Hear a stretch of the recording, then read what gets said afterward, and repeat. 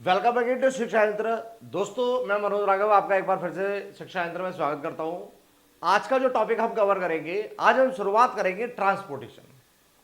Transportation यानी चीजें जो हम पचा रहे हैं, जो हम डाइजेस्ट कर रहे हैं, या सांस जो हम ले रहे हैं, जो हमारे लंग्स तक पहुंच रही है, फिर यहां से वो बॉडी पार्ट्स तक कैसे जाती है, और बॉडी पार्ट्स पर जाने के बाद में फिर वहां से जो वेस्ट मटेरियल होता है उसको वो कहां कहां लेकर जाती है। अब ये सब चीजें सिस्टम के अंदर में हम पढ़ने वाले हैं। चलिए आइए शुरू करते हैं। दोस्तों, यहां पर हम लोग अगर पढ़ेंगे तो सबसे पहले हमारे पास रहेगा ट्रांसपोर्टेशन। वी सॉ दैट, हमने देखा। क्या देखा है हमने? खाना हमने खा लिया, फूड टेकन इन। अब टेकन इन किया हमने फूड को, फूड गया और जाने के बाद में ये स्टमक के अंदर जाता है, पूरे सिस्टम के अंदर ब्रोक डाउन करता है। अब ये अपने यहां पर क्या करेगा? खुद को ब्रोक डाउन करेगा सिंपल सब्सटेंस में, और यहां ब्रोक डाउन भी हो गया। हमें पता था, न्यूट्रिशन में हमने पढ़ा या डाइजेशन में हमने पढ़ा कि सारा खाना फिर कहां जाता है? ये जो ब्रोक डाउन हो गया एब्जॉर्ब किया जाता है ब्लड में। देखिए इस तरह से अभी कहां जा रहा है? एब्जॉर्ब किया जा रहा है ब्लड के अंदर। ये सारा का सारा ब्लड में आ जाता है, इंटेस्टाइन के द्वारा विलाई इस काम को अंजाम देती है। ये भी आपको क्लियर है। आगे आपको देखने को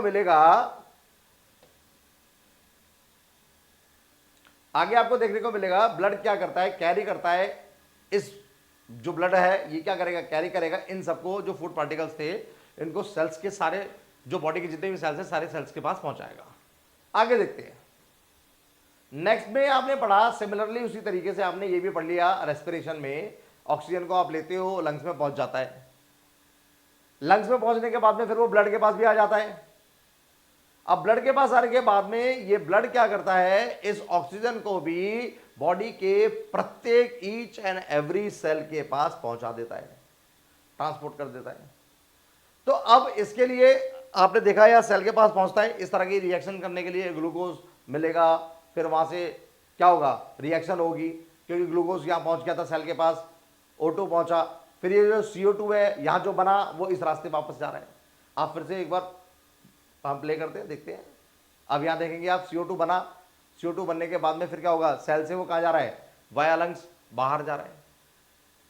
तो ये जो प्रोसेस है ग्लूकोज या और मटेरियल्स का आना, सेल तक पहुंचना, वाया ब्लड हुआ। सांस ली, ऑक्सीजन अंदर गया, ऑक्सीजन को सेल तक पहुंचना है, वाया ब्लड गया। वहां रिएक्शन हो गई सेल में, सेलुलर रेस्पिरेशन हो गया। वहां पर बाय प्रोडक्ट में क्या हुआ? H2O या CO2 बना। अब CO2 को बॉडी से बाहर जाना है, वो वाया ब्लड आया, बाहर गया। तो यहां पर हमें इन सब चीजों को इधर उधर करने के लिए ट्रांसपोर्ट सिस्टम की जरूरत है। ये आपको क्लियर हो गया।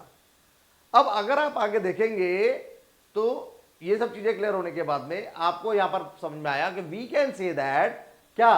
अ सब्सटेंस सिंथेसाइज्ड और absorbed in one part of the body, एक सब्सटेंस बनता है, अवशोषण किया जाता है उसका शरीर के एक हिस्से में, और उसको दूसरे हिस्से तक पहुंचाया जाता है।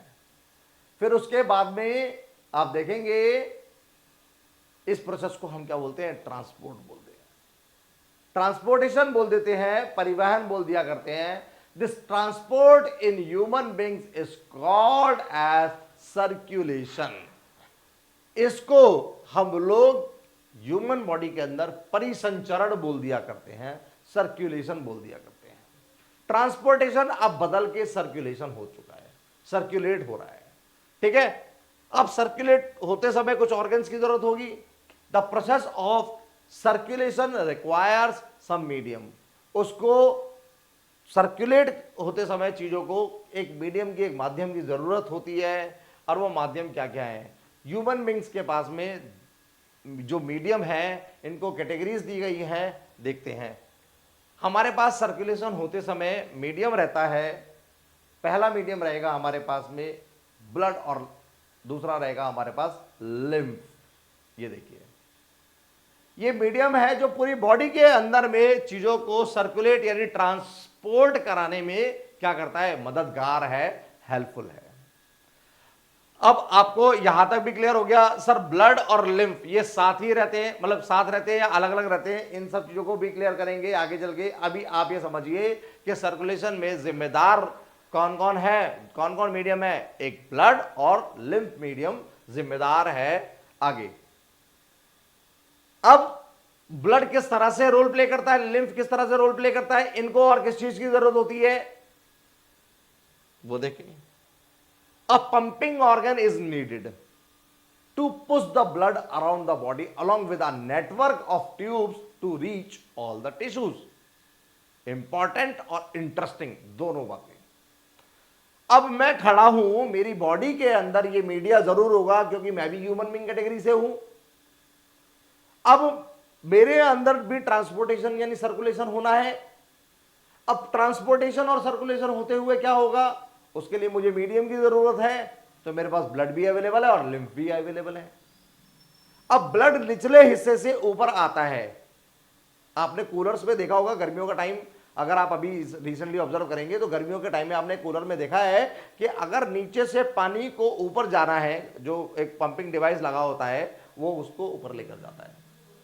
घरों में नेचुरली आपने हर सीजन में ऑब्जर्वेशन में रखा होगा, आपने देखा होगा कि मोटर लगी होती है। मोटर क्या करती है कि ग्राउंड लेवल जो होता है, ग्राउंड लेवल पे जो वाटर होता है उसको टॉप में टैंक में डालती है। मोटर की जरूरत होती है। तो क्या हमारी बॉडी में, जब आपको ये भी मैंने यहां बताया वीडियो में, अभी मैं आपको क्लास में ये बता रहा हूं कि बच्चों ब्लड जो होता है वो हर बॉडी पार्ट पर क्या करता है, सेल्स के हर बॉडी पार्ट पर क्या करता है, चीजों को लेकर जाता है और वहां से वेस्ट मटेरियल को लेकर आता है। तो ब्लड तो पैरों तक भी जाएगा नीचे।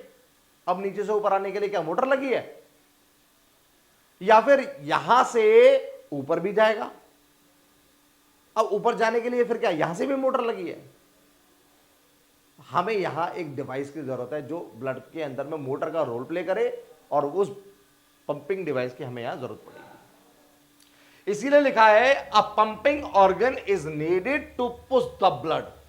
वो पुश करेगा ब्लड को अराउंड द बॉडी, और उसको पुश करने के लिए पाइप्स की जरूरत भी होगी, और उन पाइप्स का नाम होगा, हम उसको नेटवर्क ऑफ ट्यूब्स को क्या बोलेंगे, वेसल्स बोलेंगे। ब्लड वेसल्स यानी रुधिर वाहिकाएं बोलेंगे। ठीक है। अब हमें किस किस की जरूरत है, इन मीडियास की तो जरूरत है ही है, मीडियास के साथ में एक पंपिंग डिवाइस की भी जरूरत है, और पंपिंग डिवाइस के साथ में किसकी जरूरत है, ट्यूब्स की, नेटवर्क ऑफ ट्यूब्स, जिसको हमने ब्लड वेसल बोल दिया है। ब्लड वेसल कितने तरह की होती है, कैसे रोल प्ले करती है, पंपिंग डिवाइस कैसा होता है, इसको भी पढ़ेंगे, इंटरेस्ट के साथ पढ़ेंगे। बने रहिए हमारे साथ नेक्स्ट वीडियो में। कीप लर्निंग, कीप प्रैक्टिसिंग, जरूरतमंद लोगों तक पहुंचाना ना भूलें।